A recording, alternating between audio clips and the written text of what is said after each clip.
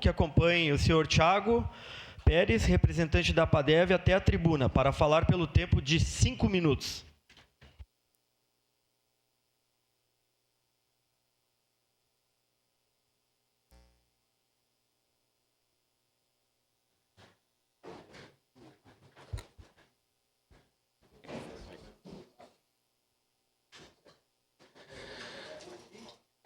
Senhor presidente, mesa diretora, colegas vereadores, servidores da casa, público, presencialmente que está nos assistindo online, bom dia. Eu vim aqui caminhando, vim para essa casa caminhando, ouvindo Águas de Março e pensando como eu contextualizaria a história da APADEV.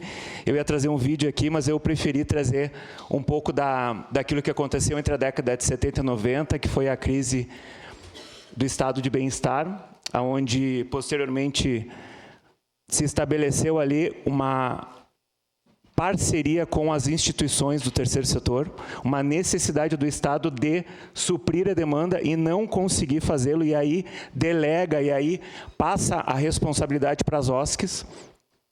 Por que eu estou trazendo isso? Porque eu acredito que nós aqui temos uma parceria. Se eu viesse trazer aqui a dificuldade da APADEV financeira, eu traria também a dificuldade do primeiro e segundo setor. Então eu vim aqui para divulgar um evento, o qual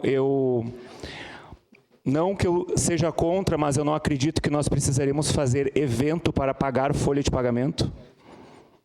Eu acho que a gente precisaria pensar numa parceria com o poder público.